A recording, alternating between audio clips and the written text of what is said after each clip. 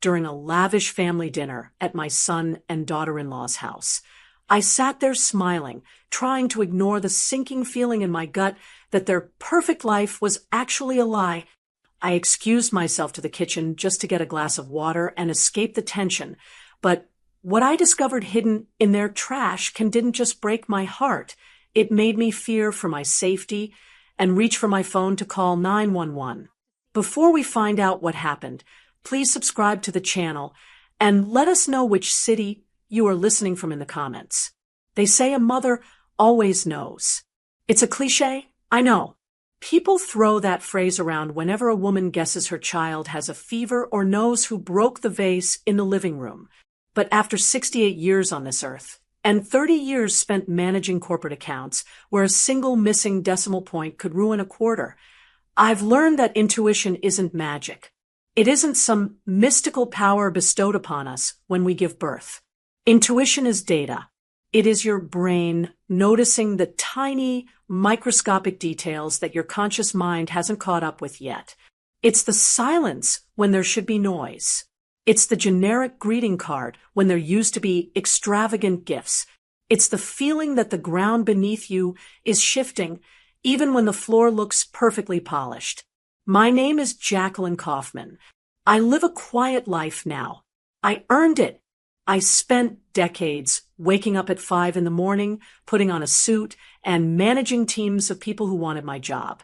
I saved, I invested, and I retired comfortably here in Orange County. I don't ask for much.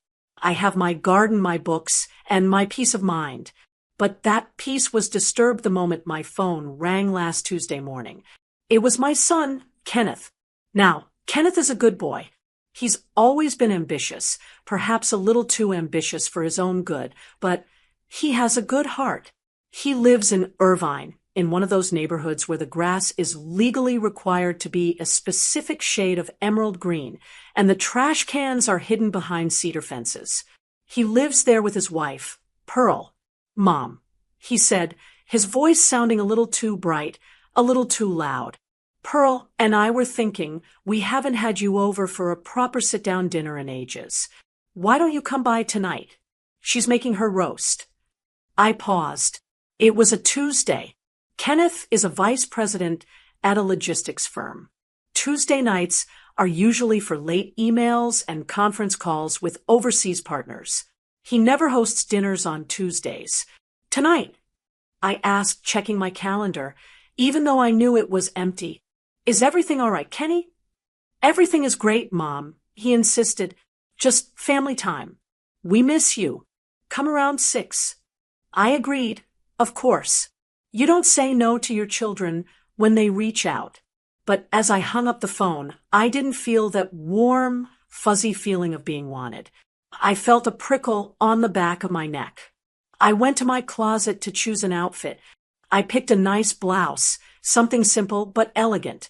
As I dressed, my eyes drifted to the dresser where I kept my birthday cards. My birthday was just last month. For the last 10 years, Kenneth and Pearl have treated my birthday like a national holiday. They would send a limo or buy me a designer handbag I'd never use or treat me to a dinner where the bill could feed a family of 4 for a month. They liked to flash their money.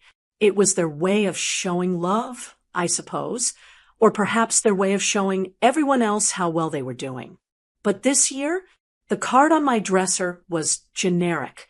It was a $3 card from the drugstore rack. The message inside was just, "Happy birthday, Mom.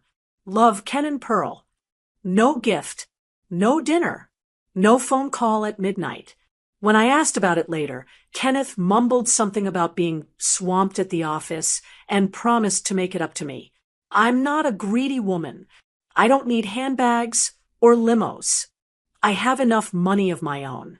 But in my line of work, you look for patterns.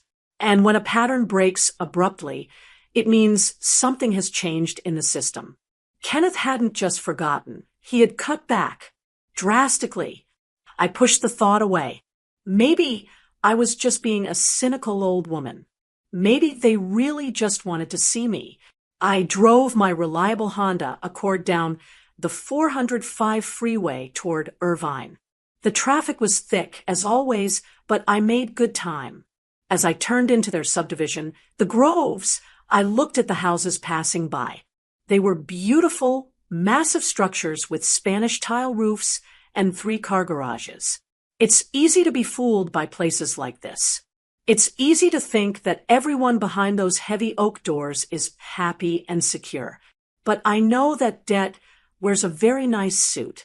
I know that the biggest bankruptcies often happen in the biggest houses.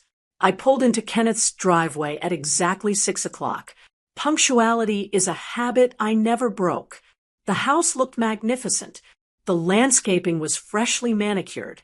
The white roses were in bloom, and the exterior lights were casting a warm, welcoming glow against the twilight.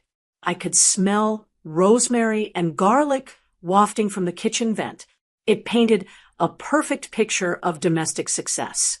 Kenneth's car was parked in the driveway, which was unusual. He usually kept his prized Mercedes S-Class in the garage away from the dust and the sun. He treated that car better than he treated his own health. It was his status symbol, his way of telling the world he had arrived. I parked behind it and gathered my purse. As I walked past his car, heading for the front door, something caught my eye. I stopped.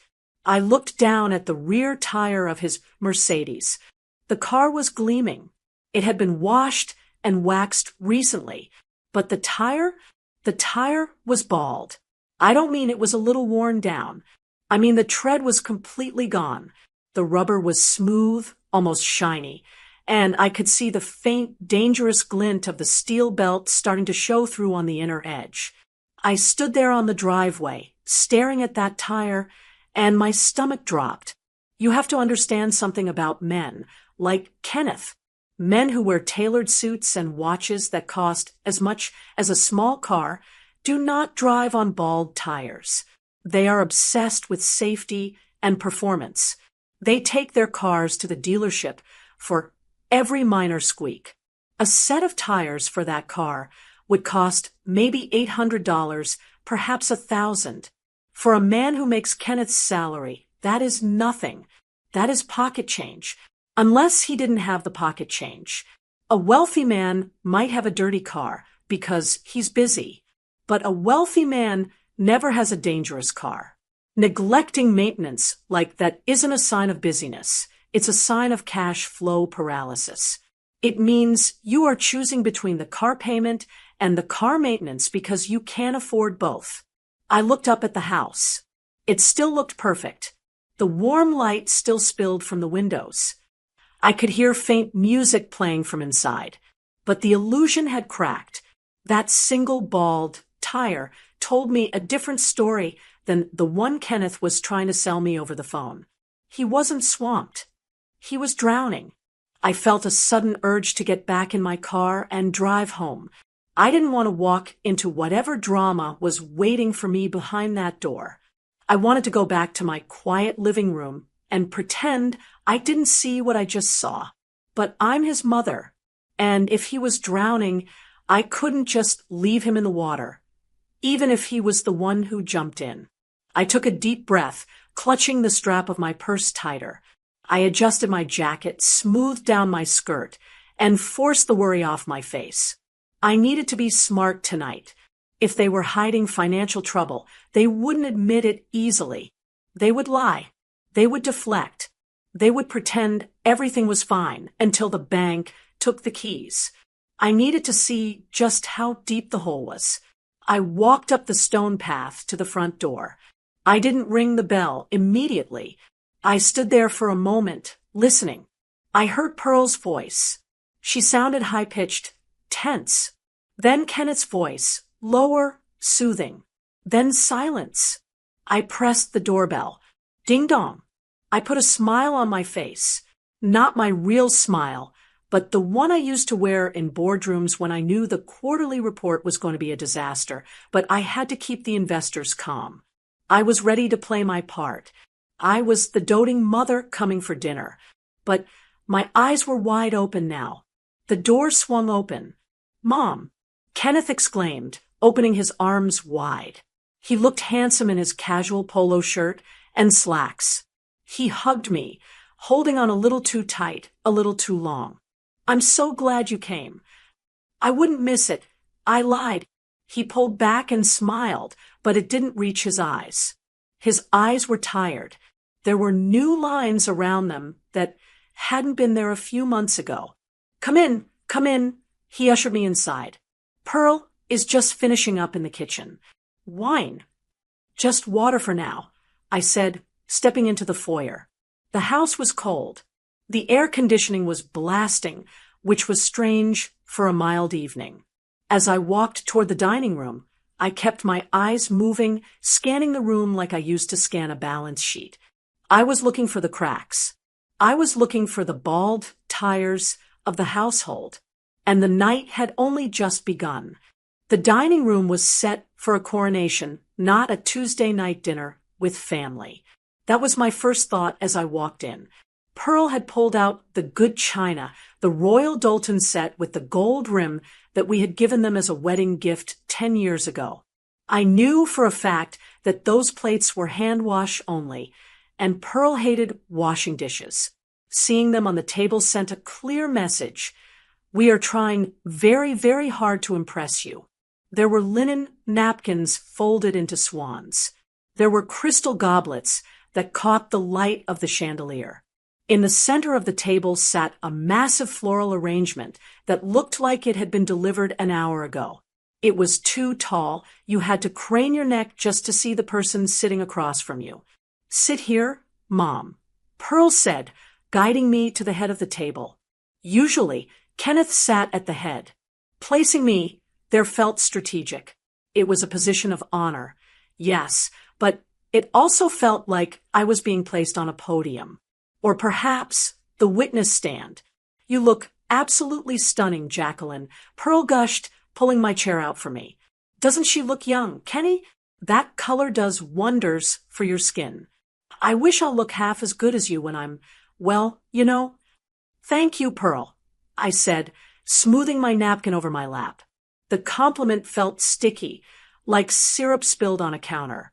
Pearl and I have always had a cordial relationship, but she isn't naturally affectionate. She's cool, distant, more interested in her Pilates schedule than my wardrobe. Tonight, she was hovering. She touched my shoulder. She patted my hand. She filled my water glass before I had even taken a sip. Kenneth sat to my right. He looked agitated. He picked up his fork, put it down, adjusted his collar, and then reached for the wine bottle.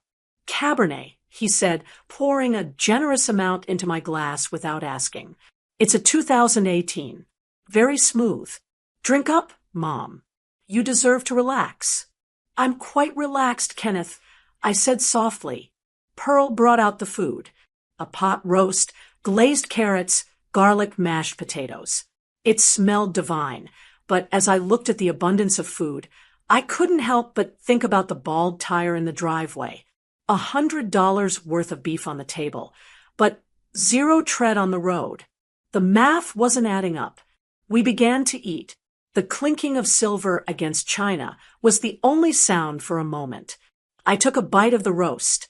It was tender, cooked perfectly. So Kenneth started clearing his throat. He didn't look at me. He looked at his potatoes. "How are things over in your neck of the woods?" "The neighborhood quiet." "Very quiet," I said. "Mrs. Gable, next door, finally sold her house. She moved to Arizona." Kenneth's head snapped up. "Sold it? Really? Did she get a good price?" "I believe so," I replied. "The market is still decent." "Decent? It's volatile, Mom," Kenneth said, his voice taking on a lecture-like quality. He leaned in, ignoring his food. "Actually, I've been meaning to talk to you about that. The economy right now, it's scary. Inflation is eating up cash savings like termites. Have you seen the latest CPI reports?" I took a slow sip of wine. "I watch the news, Kenneth." "Right, but watching is different from understanding the long-term impact," he pressed. "People on fixed incomes are the ones who get hurt the most. I worry about you, Mom. I really do." Keeping your money in traditional savings accounts right now is basically losing money every day. I set my glass down. Here it comes. I spent 30 years in corporate management. I know the tone of a sales pitch. I know the cadence of a man trying to manufacture urgency where there is none. Kenneth wasn't asking about my life. He was building a case. He was creating a problem so he could offer a solution. I'm comfortable, Kenneth, I said firmly. My pension is solid, and my investments are conservative. Conservative is just another word for stagnant, he countered quickly. Look, I'm in the industry. I see trends before the general public does. There's a correction coming. A big one. And liquid assets are going to be king. Pearl chimed in, her voice high and sugary. Kenny just wants to make sure you're taken care of. Jacqueline, we'd hate to see you struggle in a few years because the market crashed. Struggle? I own my home. I have zero debt. I have a travel fund I haven't even touched. The idea of me struggling was laughable, especially coming from a man driving a dangerous car. But I didn't say that. I needed to see where they were going with this. That's very sweet of you both, I said, playing the part of the slightly confused elderly mother. But my financial advisor says I'm on track. Kenneth scoffed. Advisors make money when you stay put. Family looks out for your actual interests. He took a large gulp of wine. Speaking of the house, is it fully paid off now? I know you had that small balance left a few years ago. The question hung in the air, heavy and sharp. Yes, I lied. I had paid it off 5 years ago, but I hesitated. Why do you ask? Just estate planning, Kenneth said, waving his hand dismissively, though his eyes were locked on mine. It's smart to leverage equity, Mom. Sitting on a paid-off house is dead capital. If you unlocked that equity, you could invest it in something with a much higher yield. Pearl, and I have found this incredible opportunity. Private equity. Returns are triple what the bank gives you. There it was. The pivot. It wasn't a family dinner.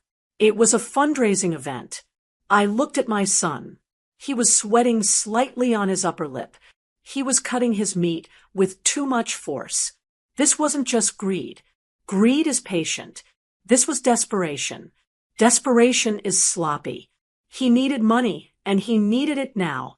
He didn't just want me to invest. He wanted me to mortgage my home, my sanctuary, and hand him the cash. I felt a coldness spread through my chest. It's a terrible feeling to realize you are being handled by your own child. He didn't see me as his mother in that moment. He saw me as a bank vault he needed to crack open. He thought I was old enough to be scared by big words like inflation and market correction. He thought I was lonely enough to pay for his attention with a check. I'm not interested in new investments, Kenneth, I said, keeping my voice level. I'm at the stage of life where I prefer safety over yield. Safety is an illusion. Kenneth snapped. His voice was too loud. Pearl quickly reached out and touched his arm. Kenny, honey, don't shout. Mom just doesn't understand the complexity of it. She turned to me, her smile tight.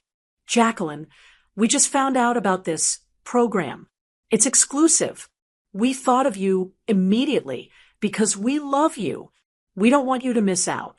I'm full, I said, pushing my plate away. The food suddenly tasted like sawdust. Mom, please, Kenneth said, his voice dropping to a whisper. It sounded almost like a plea. I'm trying to help you. I know you are, I said, lying again.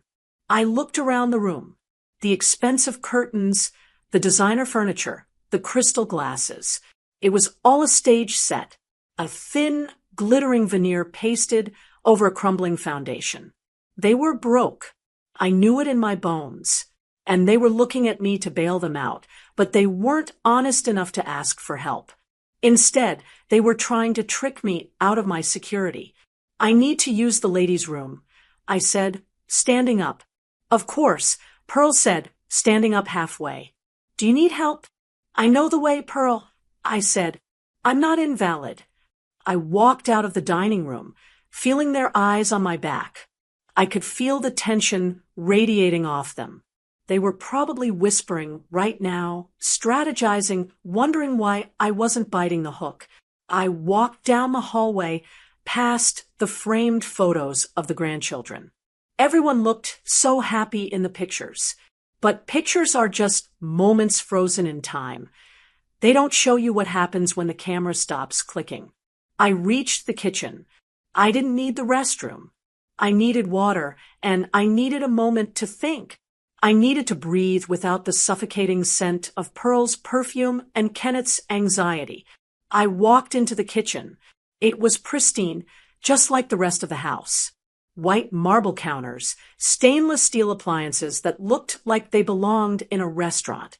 But as I walked toward the sink to fill a glass of water, I noticed something. The trash can. It was a stainless steel pedal bin. The lid was slightly askew, caught on something. I don't know why I looked. Maybe it was just habit. Maybe it was fate. But I saw the corner of a thick, heavy envelope sticking out. It wasn't a gum wrapper or a vegetable peeling. It was document paper. The kind lawyers use. I stood there, the water running in the sink, staring at the trash can. My heart was beating a slow, heavy rhythm against my ribs. The dinner had been a trap. A sweet, expensive trap. But traps only work if the animal doesn't see the cage. And I was beginning to see the bars. The kitchen was quiet. That was the first thing I noticed.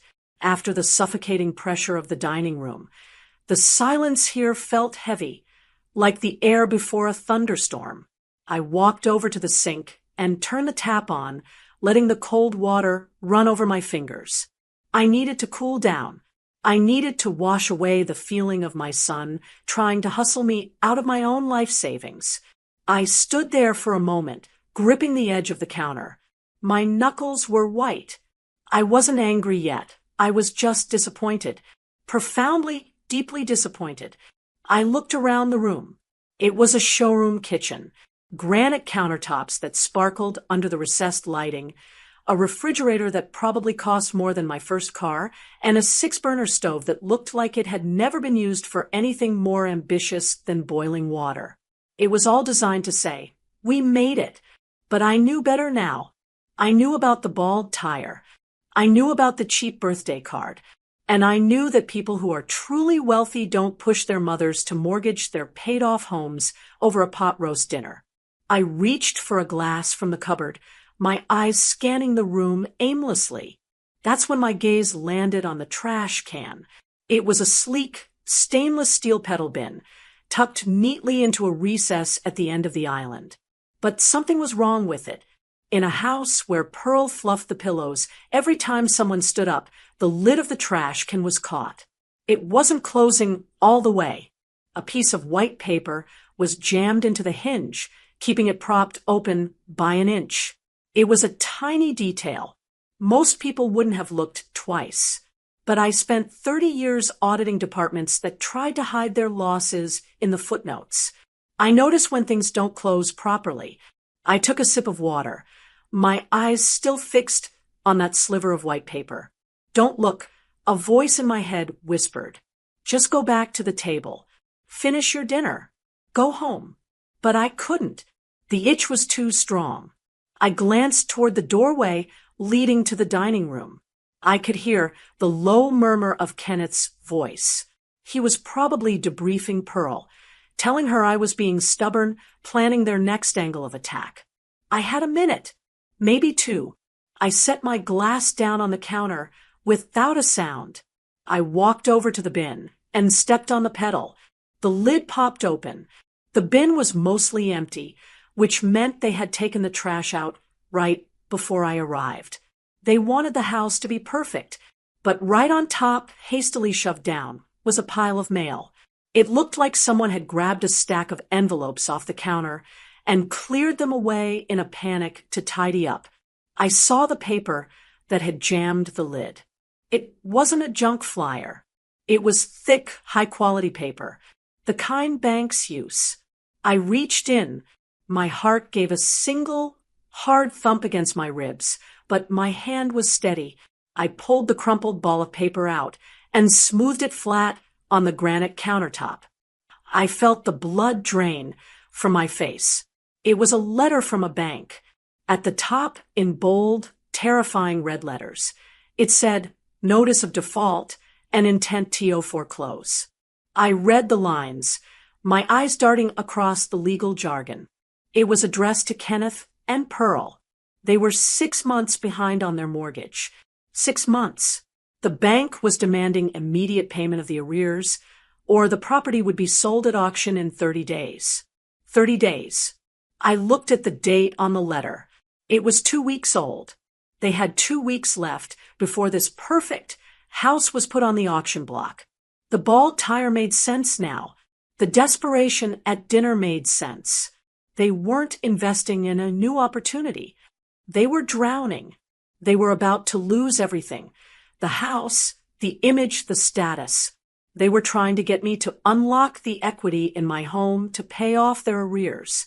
They wanted my money to plug the hole in their sinking ship. A wave of nausea hit me. My own son. He sat there pouring me wine, smiling while he was hiding the fact that he was bankrupt. He was going to take my safety net to save his ego. But I wasn't done. As I moved to crumble the foreclosure notice back up, I noticed another document sticking to the bottom of it. It had been stapled to the back of a utility bill, perhaps by accident, or perhaps to keep it together in the pile. I peeled it off. This document wasn't from a bank. It was a legal draft. I recognized the layout immediately. I had signed one for my own mother years ago when she developed dementia. Durable power of attorney. I read the text, and the room seemed to drop 10 degrees. Principal, Jacqueline Kaufman. Agent, Kenneth Kaufman. It was filled out. My name was typed neatly in the principal line. Kenneth's name was in the agent line. I scanned the clauses. It wasn't a limited power of attorney for a specific transaction. It was a general durable power of attorney. It granted the agent, my son, full authority to manage my banking, sell my real estate, liquidate my investments, and make financial decisions on my behalf. It granted him total control. All it needed was my signature. I realized then what the plan was. They weren't just going to ask me for a loan.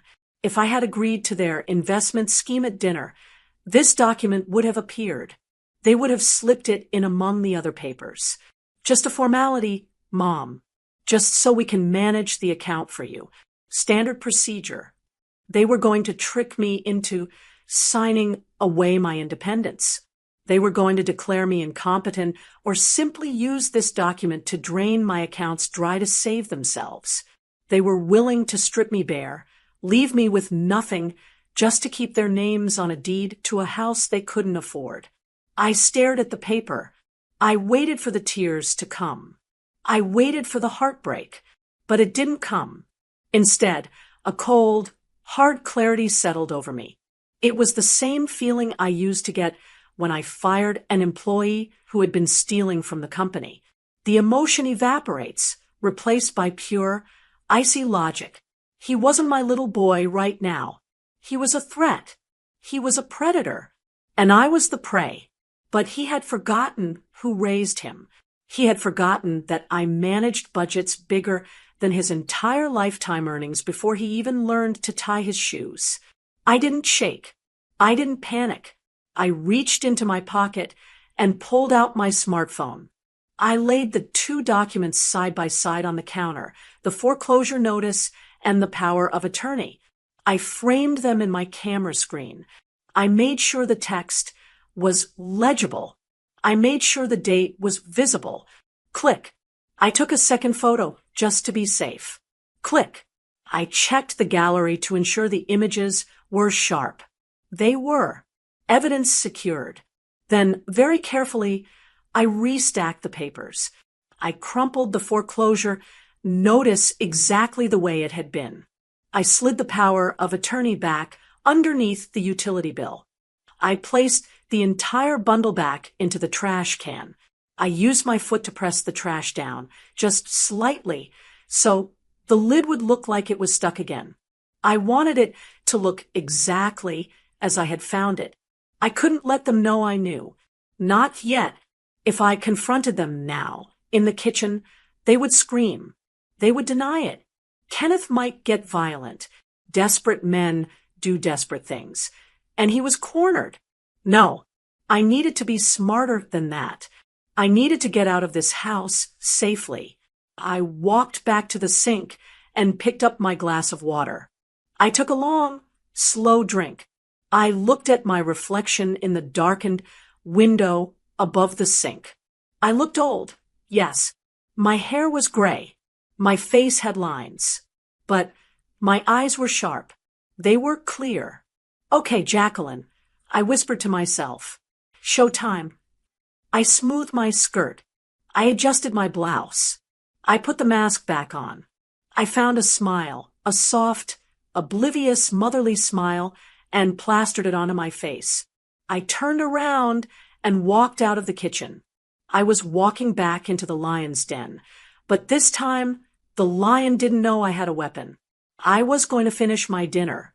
I was going to play their game. And I was going to make sure they regretted the day they underestimated me. Walking back down that hallway felt like the longest commute of my life. My heart was still hammering against my ribs, a frantic rhythm that contradicted the calm, measured click of my heels on the hardwood floor. In the kitchen, I had been a detective finding the smoking gun. Now, I had to be an actress. I had to become the very thing they thought I was, an old woman, a little slow, a little too trusting, and ready to be led. I paused just outside the dining room archway. I took a deep breath, filling my lungs with the scent of their expensive candles and their lies. I smoothed the front of my blouse. I relaxed my jaw. I let my shoulders slump just a fraction of an inch. It's amazing what bad posture does to people's perception of you. If you stand tall, they see a threat. If you slouch, they see a victim. I put on my smile. It was the smile I used for neighbors I didn't like and for toddlers who showed me drawings that looked like scribbles. It was warm, wide, and completely empty behind the eyes. I stepped back into the room. Kenneth and Pearl were huddled close together at the table. Their heads were bowed, whispering furiously. The moment they saw me, they sprang apart as if they had been electric shocked. Kenneth grabbed his wine glass, nearly knocking it over. Pearl smoothed her napkin, her smile snapping back into place so fast it must have hurt her face. "Everything okay, Mom?" Kenneth asked. His voice was tight. He was looking at my hands, checking to see if I was holding anything. "Just fine, dear," I said, my voice airy and light. "Just needed a glass of water. The air is so dry this time of year, isn't it?" I sat back down at the head of the table. I picked up my fork and took a bite of the now cold pot roast. I chewed slowly, letting the silence stretch. I could feel them watching me, waiting for me to bring up the investment again. They were tense, like coiled springs. They wanted to know if the fish had taken the bait. I wiped my mouth with the linen napkin and looked at my son. I let my eyes go soft, filled with a motherly affection that I currently didn't feel. "You know, Kenneth," I started, sighing contentedly. "Standing in your beautiful kitchen just now, I was overcome with a thought." Kenneth leaned forward, eager. "What thought is that?" "I was thinking about Mrs. Gable's son. You remember him? David." I shook my head sadly. "Poor thing. He's 40 years old and still asking his mother for rent money. He's got credit card debt up to his eyeballs. Mrs. Gable told me she can't even enjoy her retirement because she's so worried he's going to end up on the street." I saw Pearl exchange a glance with Kenneth. They didn't know where I was going with this. And then I continued, gesturing around the room with my fork. I look at you. I look at this magnificent house. I look at Pearl's beautiful dress. I see the cars in the driveway. I paused on the word cars. I saw Kenneth blink.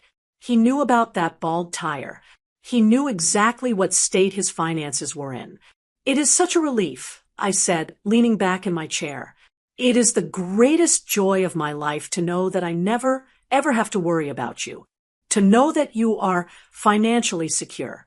To know that you have built such a solid foundation that you don't need anything from anyone.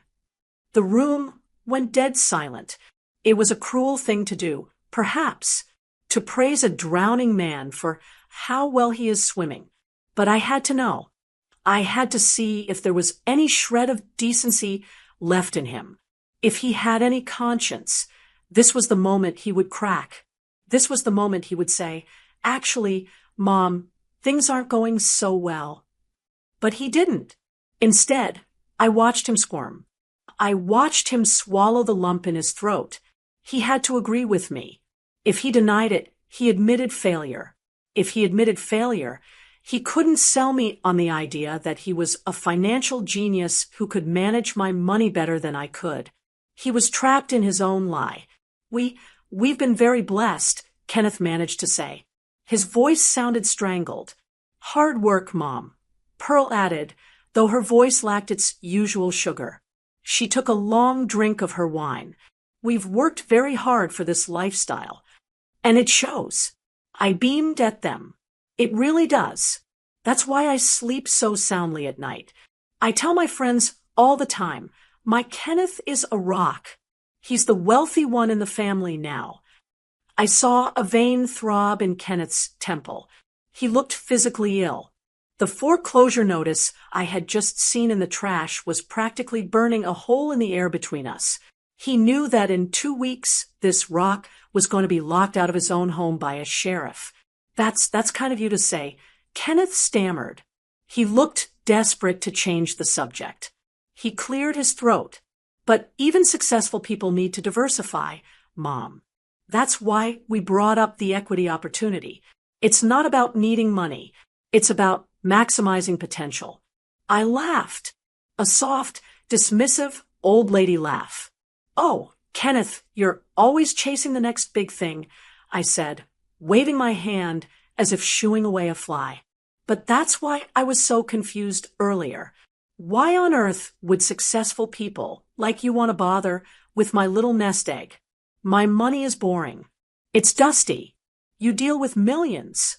My savings must seem like pocket change to you. I watched the color drain from his face. I was using his own ego against him. I was calling his bluff. If he was as rich as he pretended to be, he wouldn't need my money. "It's not pocket change, Mom," he said quickly, too quickly, "and we aren't asking for us. We're doing this for you. We want you to have what we have." "But I have enough," I said simply. "I have my little house. I have my garden. I don't need crystal glasses or fancy cars. I'm happy." I saw Pearl's hand tighten around the stem of her wine glass until her knuckles turned white. They were losing control of the narrative. I wasn't arguing with logic. I was arguing with satisfaction. You can't sell a solution to someone who doesn't believe they have a problem. "But don't you want to leave a legacy?" Pearl asked sharply. The mask was slipping. Her tone was brittle. "Don't you want to make sure the grandchildren are taken care of?" "Oh, the boys are fine." I chirped. "They have you too. With all this wealth you've accumulated, those boys will be set for life. I don't need to worry about them at all." Kenneth looked down at his plate. He couldn't meet my eyes. He looked defeated, but also angry. It was a simmering, dangerous kind of anger. The anger of a man who feels entitled to something he is being denied. I took another sip of my wine. It tasted better now. I was enjoying this. I admit it. For a moment, I forgot the heartbreak of the betrayal and just enjoyed the power shift. For years, they had treated me like a relic, someone to be visited on holidays and managed like an obligation. They thought I was out of touch. They thought I didn't understand the modern world. But I understood the oldest rule in the book, follow the money. And right now, I was the one holding the purse strings, and they were the ones dancing. This pot roast is delicious, Pearl, I said, breaking the silence again. You must give me the recipe. Though, I suppose you probably have a private chef for parties, don't you? Pearl stared at me. Her eyes were cold.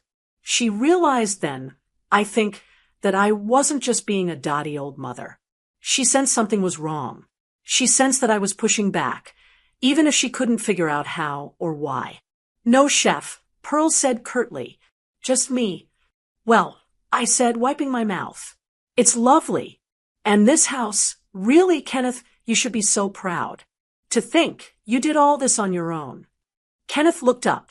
His eyes were red-rimmed. He looked at me, and for a split second, I saw the little boy I used to tuck in at night. I saw the fear. He wanted to tell me. I could see it on his tongue. He wanted to say, Mom, I messed up. I lost it all. Help me. If he had said it, if he had just been honest, I would have put my checkbook on the table. I wouldn't have given him the house, but I would have helped him find a rental. I would have paid for a lawyer. I would have been his mother. But then he looked at Pearl, and he looked at the power of attorney draft that I knew was sitting in his jacket pocket, ready to be pulled out. Yeah, Kenneth said, his voice hardening. I did it all on my own, and I'm going to keep building it. That's why we need to sign those papers tonight, Mom. The game was over. The bait had been taken, chewed up, and spat out. He wasn't going to confess. He was going to double down. My smile stayed fixed on my face, but inside, the steel door slammed shut. Papers? I asked innocently. What papers? Pearl cleared the dinner plates with a little too much force. The clatter of silverware against china echoed in the tense room, like gunshots. Kenneth didn't help her. He just sat there, staring at his empty placemat, his hands clasped so tightly in front of him that his knuckles were white. He was regrouping. I knew that look. It was the same look he used to get when he hadn't studied for a math test and was trying to figure out how to fake his way through it. Dessert, Pearl announced, returning from the kitchen with a glass bowl. Tiramisu. I picked it up from that Italian bakery. You like... Oh, lovely, I said. You spoil me, Pearl. She spooned a massive portion onto my plate. It was a bribe on a saucer. Sugar and caffeine to soften the target. I took a small bite.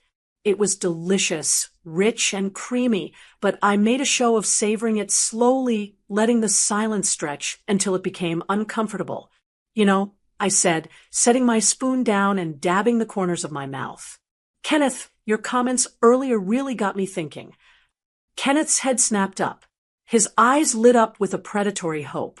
He thought he had cracked me. He thought the rich, successful son act had finally worked. About the equity, he asked, leaning forward. About the investment? Well, not that specifically, I said, keeping my voice light and conversational. But about the idea that money shouldn't just sit in a bank account gathering dust. You said it should be used. It should have a purpose. Exactly. Kenneth exhaled, a smile breaking through his anxious expression. He looked at Pearl. See? I told you she'd come around. Mom, that is exactly what I mean. Wealth needs to move. It needs to work. Right, I nodded enthusiastically. And I realized at my age, I don't need more money working for me. I have everything I need. But there are so many who have nothing. Kenneth's smile faltered slightly. What do you mean? I've been reading about the local animal shelter. I lied smoothly. The one on Main Street. They are in terrible financial shape. They might have to close down. I took another bite of tiramisu, watching them over the rim of my spoon. So, I continued, I decided this morning that I'm going to make a pledge. A significant one. I'm thinking of donating $100,000 to build them a new feline recovery wing. The sound of Kenneth's fork hitting his plate was loud. It clattered onto the china and slid onto the table linen. You're going to what? He choked out. Donate it, I said, beaming at him. To the cats. Isn't that wonderful? It's exactly what you said, Kenneth. Putting the money to work. Imagine all those little kittens who will have a warm place to sleep because of the Kaufman family name.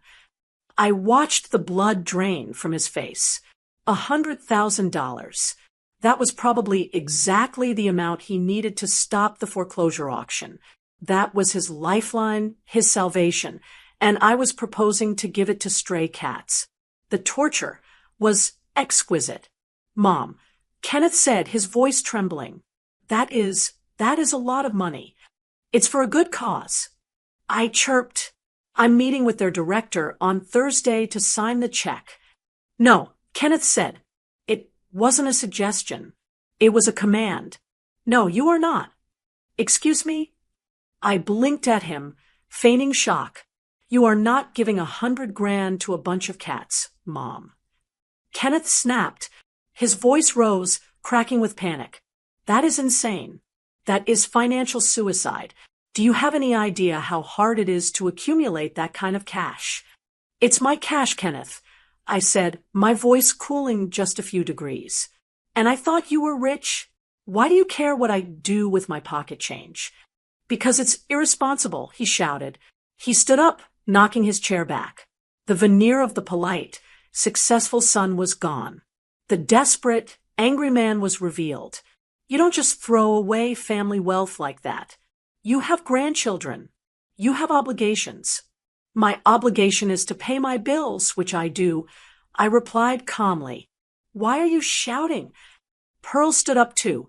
She walked around the table to stand next to Kenneth, presenting a united front. Her face wasn't sweet anymore. Her eyes were hard, calculating. She looked at me not like a mother-in-law, but like a problem that needed to be solved. Kenneth is right, Jacqueline. Pearl said, her voice dripping with condescension. We've been noticing this for a while. You're becoming impulsive. Impulsive. I repeated. Yes, irrational. Pearl continued. She crossed her arms. Talking about giving away your life savings to cats, ignoring sound investment advice from your own son who is a finance professional, it's not normal behavior, Jacqueline. It's worrying. I see, I said. So, if I give the money to you, I'm smart. If I give it to charity, I'm irrational. Is that how it works? You're twisting my words. Kenneth spat. We are talking about protecting you. You're 68 years old, Mom. You're not as sharp as you used to be. The world is complicated.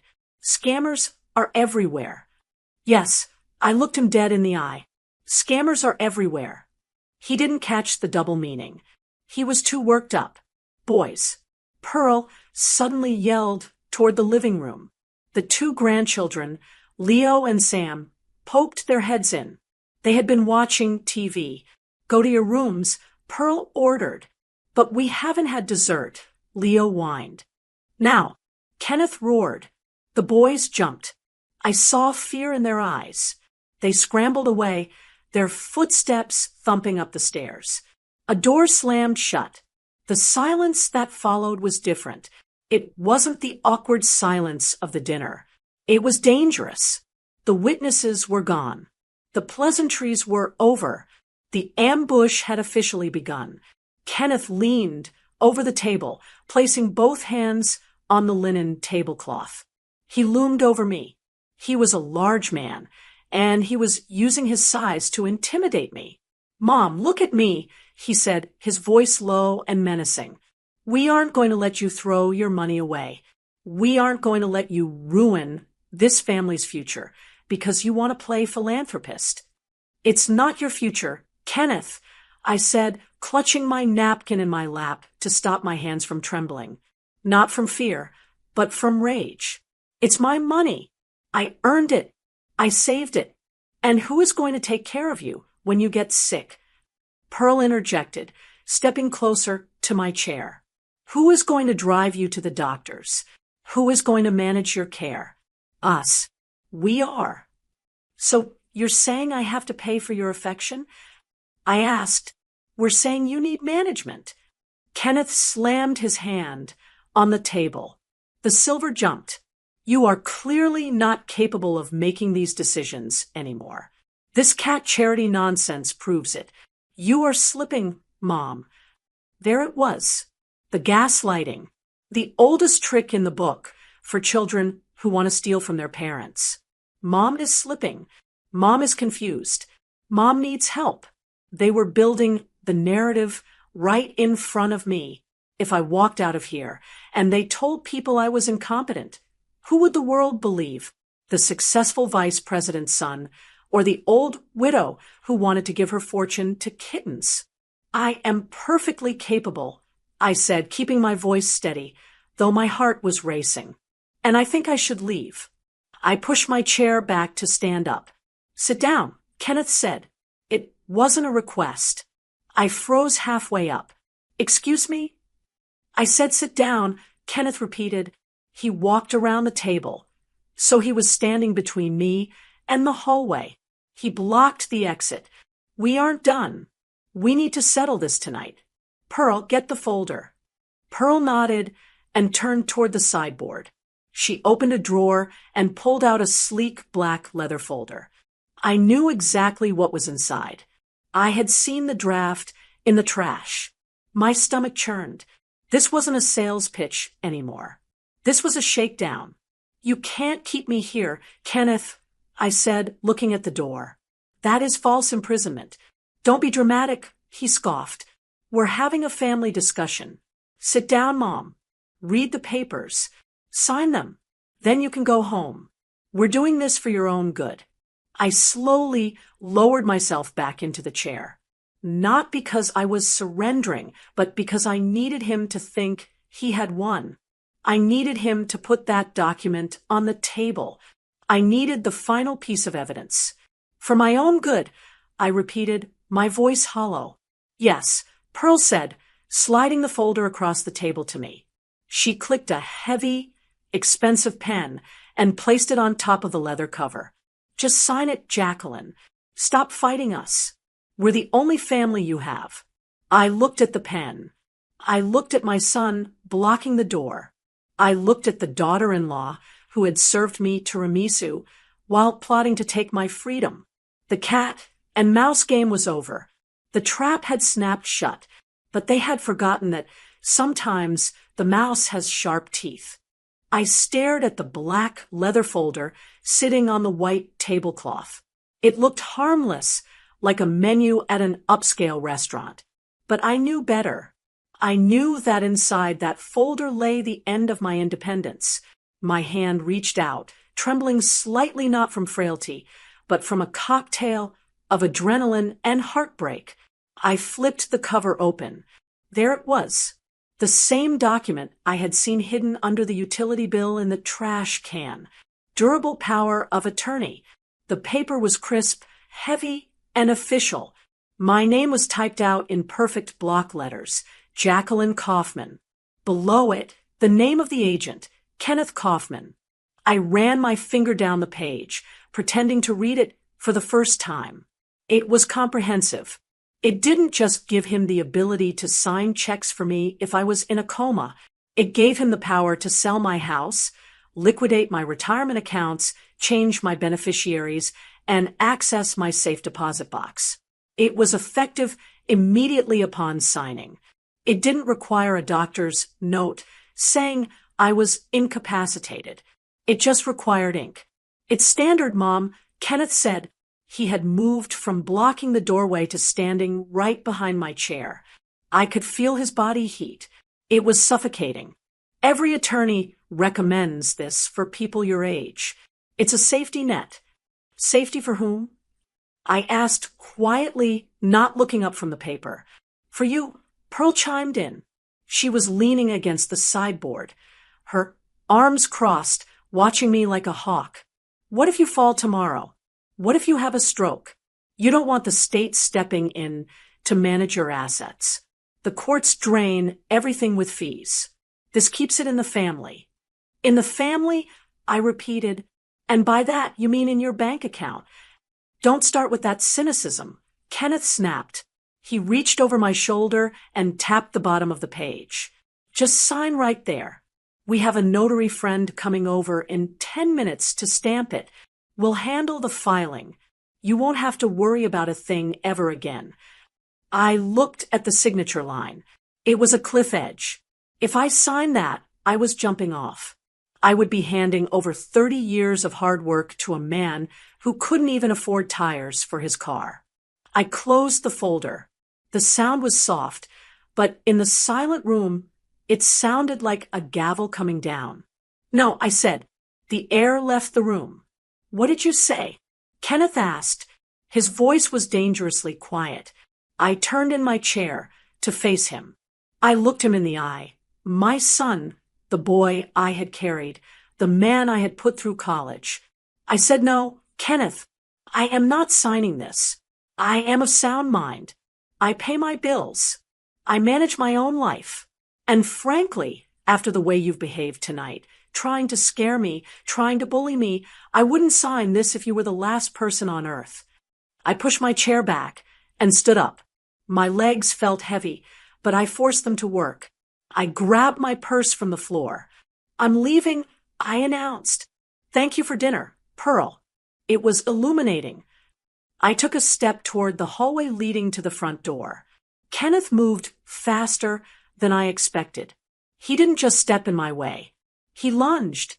He planted his large frame squarely in the center of the archway, blocking the exit. He spread his arms out, gripping the doorframe on either side. He was 6'2". I am 5'5". He looked like a wall. You aren't going anywhere, he said. My heart hammered against my ribs. This had crossed a line. This wasn't an argument anymore. This wasn't a family squabble. Kenneth, move, I said, my voice shaking with a mix of fear and command. Let me pass. Not until you sign the paper, he said. His face was red, sweaty. The veins in his neck were bulging. You don't get it, do you? We don't have time for your stubbornness. We don't have time for you to think about it. We need that access now. Why? I demanded. Why the urgency, Kenneth? If you're so rich, why do you need my signature tonight? He broke eye contact. He looked at the floor, then back at me, his eyes wild. Because we have a liquidity issue, okay? He spat out the words. Just a temporary cash flow problem. The market turned on me. I have assets, but they're tied up. I just need a bridge. I need to access your equity to cover a margin call. I'll pay it back in 6 months. Double. A margin call? I scoffed. Or a foreclosure? He flinched. He didn't know I had seen the letter, but the word hit close to home. It doesn't matter what you call it, he yelled. We are in trouble, Mom. We are going to lose this house. We are going to lose the cars. Do you want that? Do you want your grandchildren to be homeless because you were too selfish to help? I offered to help, I said steadily. I would have helped you if you asked. But you aren't asking. You're stealing. We aren't asking anymore, Mom, Kenneth said, his voice dropping to a growl. He took a step toward me. I stepped back, bumping into the dining table. You aren't leaving this house until that document is signed. I don't care how long it takes. I don't care if we have to sit here all night. You are not walking out that door with that money sitting useless in your account while I lose everything. I looked at Pearl. She wasn't stopping him. She was watching, her face hard and cold. She was an accomplice. I realized then that I was in physical danger. This is the part of the story people don't understand until it happens to them. You think you know your family. You think there are lines they won't cross. You think he's my son, he wouldn't hurt me. But desperation changes people chemically. The man standing in front of me wasn't Kenneth. It was a stranger fueled by shame and panic. He was drowning, and he had decided that if he was going down, he was going to use me as a life raft, even if it meant holding my head underwater. This is false imprisonment, Kenneth. I said, trying to keep my voice from cracking. You are holding me against my will. That is a felony. Call it what you want, he sneered. Who are you going to tell? You're here for dinner. It's a family dispute. No one is going to arrest me for arguing with my mother. He turned his head to look at the folder on the table. Just sign the damn paper, Mom. Don't make me take your hand and force it, because I will. He meant it. I could see the violence behind his eyes. He was ready to grab my wrist. He was ready to hurt me to get what he wanted. I felt a cold sweat break out on my back. I was trapped. If I tried to push past him, he would shove me. If he shoved me, at my age, I could break a hip. I could hit my head. He could kill me by accident, and then claim I fell. The realization hit me like a physical blow. I cannot talk my way out of this. Logic wouldn't work. Guilt wouldn't work. He was past the point of reason. He was a cornered animal. I needed to change tactics. I needed to stop resisting. I needed to give him what he thought he wanted just long enough to save myself. I looked at the folder. I looked at Kenneth. I let my shoulders slump. I let the fight drain out of my face. I made myself look small, defeated, and old. Okay, I whispered. Okay, Kenneth, you win. He exhaled, his shoulders dropping an inch. Finally, Jesus, Mom, why do you have to make everything so hard? I'm sorry, I said, my voice trembling. I'm scared. It's a lot of money. It's safe, he said, stepping back slightly but still blocking the path. I promise. Just sign it. I will, I said. I put a hand to my stomach. I feel sick. All this yelling. My stomach is in knots. I think I'm going to throw up. Pearl stepped forward, looking disgusted. Great. Now she's sick. I need to use the restroom, I said, looking at Kenneth with pleading eyes. Please, just let me go to the bathroom. Then I'll sign.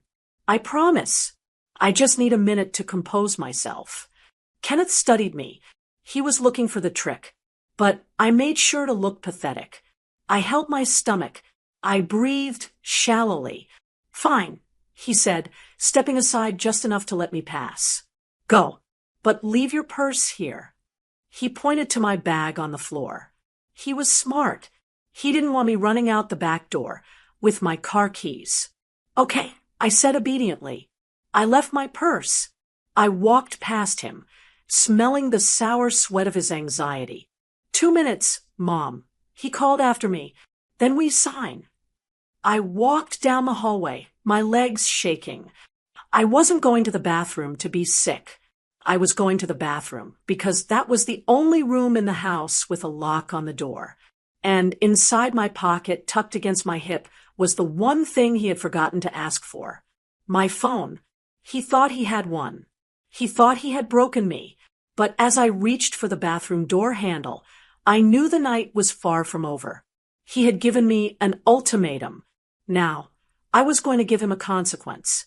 The lock on the bathroom door clicked shut. It was a soft, polite sound, barely louder than a whisper, but to me, it sounded like a bank vault ceiling. I didn't lean against the door or slide down to the floor in tears. I didn't have time for melodrama. Kenneth had given me 2 minutes. That meant I had 120 seconds to save my own life. I moved immediately to the sink. The faucet was one of those modern waterfall styles, sleek, chrome, and expensive. I turned the handle all the way to the right.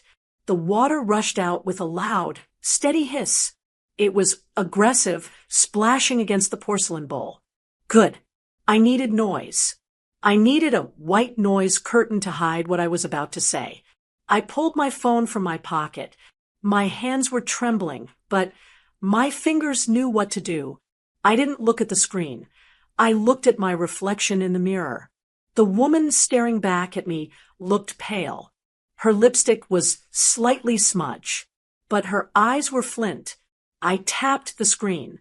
911. Call. The line rang once, twice. 911, what is your emergency? The operator's voice was calm, professional, and detached. I brought the phone close to my lips, keeping my voice low, pitched just under the sound of the rushing water. My name is Jacqueline Kaufman, I said, reciting the information clearly. I am at 422 Cedar Grove Lane in Irvine, the Grove subdivision. Okay, Jacqueline, the operator said. What is the emergency? I am being held against my will, I said. The words tasted like ash in my mouth. Saying it out loud made it real. It wasn't a family squabble anymore. It was a crime scene. My son and daughter-in-law are preventing me from leaving their home. They have physically blocked the exits. They are attempting to coerce me into signing financial documents transferring power of attorney to them. There was a brief pause on the other end. I could hear the typing of a keyboard. Are there any weapons involved, ma'am? No guns that I know of, I said. But my son is desperate. He has become physically aggressive. He threatened force if I don't sign. I feel unsafe. I need officers here immediately. Okay, help is on the way, the operator said, her tone shifting slightly. It was sharper now, more urgent. Are you in a safe place right now? I am locked in the downstairs bathroom, I replied, but I have to go back out there. If I stay in here too long, he will break the door down. Stay on the line if you can, ma'am. I can't, I said. He'll see the phone. Please just hurry. Officers have been dispatched. Do not engage with them if you can avoid it. I have to engage, I whispered. I have to stall. I hung up. I stared at the black screen of my phone. I had done it. I had crossed the Rubicon. There was no going back to Sunday dinners after this. There was no going back to being grandma. I had just called the police on my own child. The grief hit me, then sharp and sudden, like a physical blow to the chest. I wasn't grieving the son waiting in the hallway. I was grieving the memory of the little boy who used to bring me dandelions from the yard. That boy was gone. The man outside was a stranger who would sell me for a margin call. I took a deep breath. Focus, Jacqueline. I splashed the cold water on my face. It shocked my system, sharpening my senses. I grabbed a hand towel, thick Egyptian cotton, monogrammed with a C, and patted my face dry. I couldn't look terrified. I needed to look resigned. I needed to look like a beaten woman who had accepted her fate. I flushed the toilet. The roar of the water was my cue. I turned off the sink. The silence returned, sudden and heavy. I unlocked the door. I opened it slowly. Kenneth was standing right there, leaning against the opposite wall of the hallway. He had his arms crossed. He was tapping his foot. When he saw me, he pushed off the wall, looming over me. You took your time, he muttered, checking his watch. That was 4 minutes. I told you, my stomach is upset, I said, keeping my voice small. I'm an old woman. Kenneth, things don't work as fast as they used to. He scrutinized my face. He was looking for defiance. He was looking for the fight I had shown earlier. I let my shoulders slump forward. I avoided his eyes, looking at his shoes instead. I'm ready, I said softly. Let's just get this over with. The tension in his shoulders released. He let out a long breath, a sound of relief that was insulting in its honesty. He thought he had broken me. Good, he said. He reached out, and for a second, I thought he was going to grab me. But he just patted my shoulder. It was a patronizing, heavy pat. You're making the right choice, Mom. You'll see. This is better for everyone. I didn't answer. I just walked past him, back toward the dining room. Pearl was sitting at the table, scrolling on her phone. She looked up as we entered. She didn't look relieved. She looked annoyed that it was taking this long. Is she done? Pearl asked. She's ready, Kenneth announced, guiding me back to my chair like a prison warden. "Sit down, Mom." I sat. The chair felt hard. The black leather folder was still there, right where I had left it. The pen was resting on top, shining under the chandelier light. I reached out and opened the folder. The text swam before my eyes, but I didn't need to read it. I knew what it said. It said, "I own you." I picked up the pen. It was heavy, a Mont Blanc. Kenneth liked expensive things, even when he was using them to commit fraud. "Right there," Kenneth said, pointing to the line-marked principal's signature. "And date it. Today is the 9th. I held the pen over the paper. My hand hovered. "Kenneth," I said, looking up at him. He was standing close, watching the pen tip, like a hawk watches a mouse. "What? Just sign it, Mom." "I just want you to know," I said, my voice steady and quiet. "I love you. You know that, right? No matter what happens. I have always loved you." He paused. For a flicker of a second, the mask slipped. He looked uncomfortable. Shame is a powerful thing, even when you bury it deep. He knew what he was doing was wrong. He knew it, and my love was a mirror he didn't want to look into. "I know, Mom," he said gruffly. "I love you too. That's why we're doing this. Now sign." "Okay," I said. I lowered the pen. I touched the tip to the paper. A tiny dot of ink appeared. Then I stopped. "Oh, wait," I said, lifting the pen. "Does this need to be initialed on the first page too? My lawyer always makes me initial the bottom of every page." Kenneth groaned. "It doesn't matter. Just the signature is fine." "Are you sure?" I asked, flipping the page back to the beginning. "Because if it's not done right, the bank might reject it. And if they reject it, you won't get the money." That got his attention. The fear of the bank rejecting him was stronger than his impatience. "Let me check," he said, snatching the folder from me. He flipped through the pages, scanning the legal boilerplate. "I don't see an initial line. Hold on." I watched him read. I watched Pearl tapping her fingernails on the table. 1 minute, I thought. It's been at least 3 minutes since I called. They have to be close. "It's fine," Kenneth said, shoving the folder back at me. "No initials. Just the signature on the back. Stop stalling." "I'm not stalling," I said.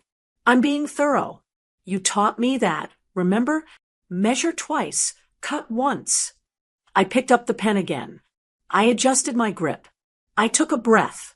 I leaned in close to the paper. "Kenneth," I said again. "What?" he exploded. "Sign the paper, Mom." "Is that a car?" I asked, tilting my head. "What?" "I heard a car outside." I said, "Is the notary here?" Kenneth frowned. He turned toward the window. The heavy drapes were drawn, so he couldn't see out. "It might be." I told him to come around 8. He walked over to the window. Pearl stood up too, smoothing her dress. "Finally, let's get this notarized and be done with it." Kenneth pulled the curtain back just a fraction of an inch to peek out. I sat there, gripping the pen, my heart pounding in my throat. I waited. I saw Kenneth's back stiffen. I saw him freeze. Then the room was suddenly washed in a rhythmic, flashing light. Blue, red, blue, red. It cut through the gap in the curtains and danced across the ceiling. Kenneth dropped the curtain as if it had burned him. He spun around. His face was the color of old ash. His eyes were wide, terrified saucers. "Police," he whispered. Pearl gasped. "What?" "There are 3 police cars in the driveway," Kenneth said, his voice trembling. He looked at me. The realization hit him. He looked at the folder. He looked at the phone in my pocket. He looked at the defeated old woman sitting at his table. "You called them," he said. It wasn't a question.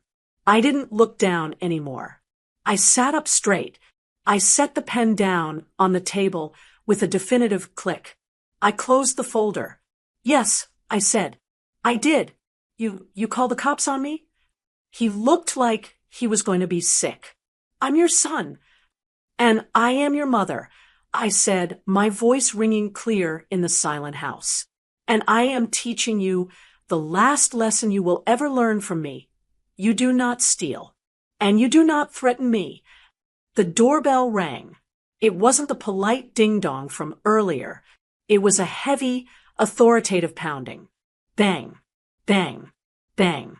Police. Open up. Kenneth looked at the door. He looked at me. He looked trapped. Open it, Kenneth, I said calmly. They aren't going away. He didn't move. He couldn't move. He was paralyzed by the sudden collapse of his world. So I stood up.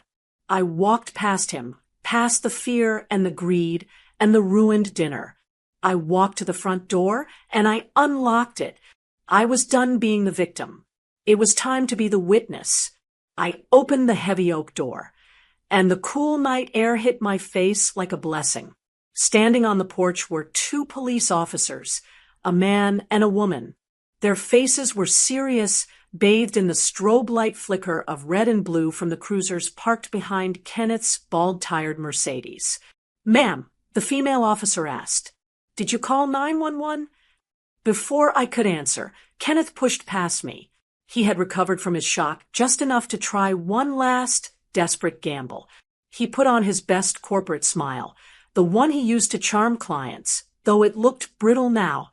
"Officers, good evening," Kenneth said, his voice smooth but pitched a little too high.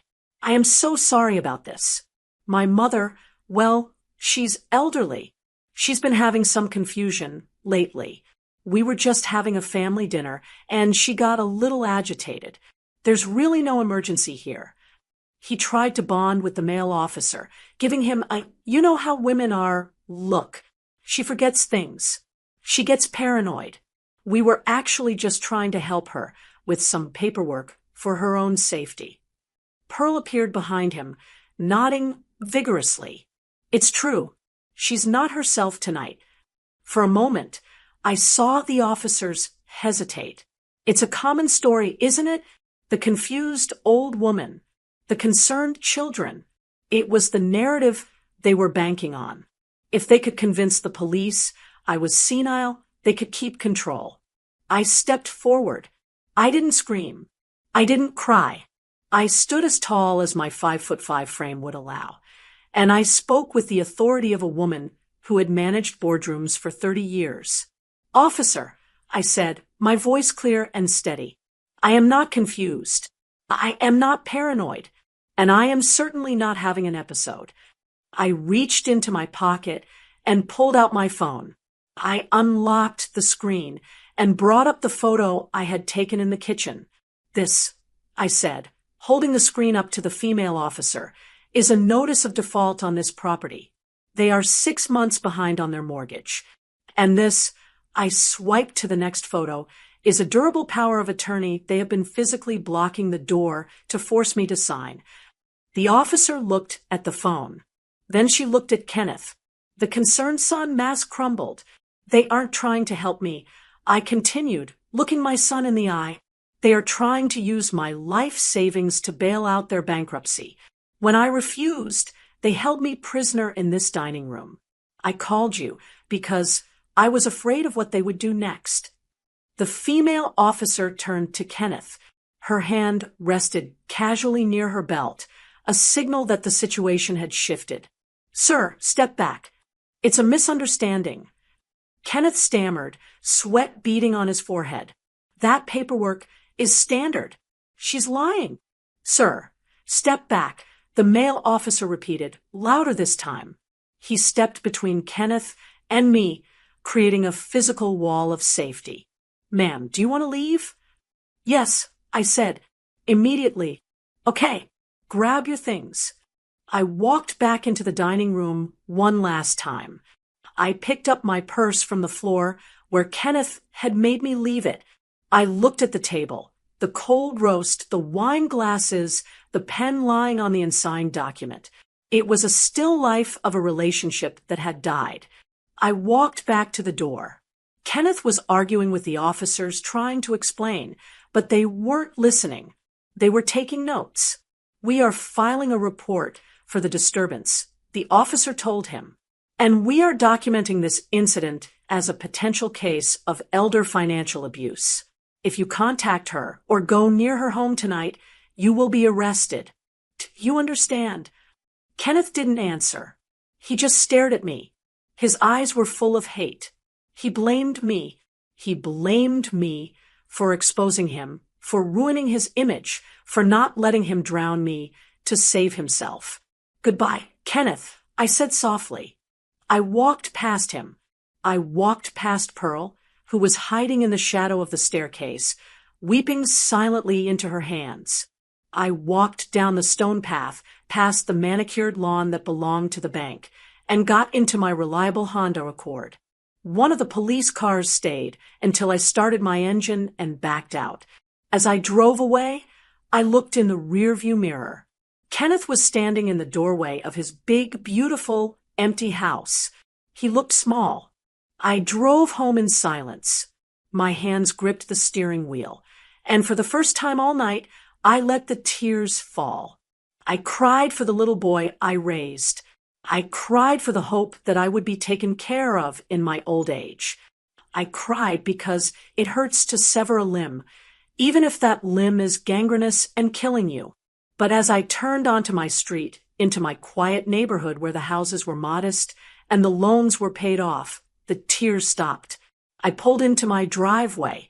I turned off the engine. I sat there in the dark, listening to the ticking of the cooling engine. I was alone. I would be eating dinner alone tomorrow. I would likely spend Christmas alone. But I was safe. My money was safe. My dignity was safe. I learned a hard lesson tonight.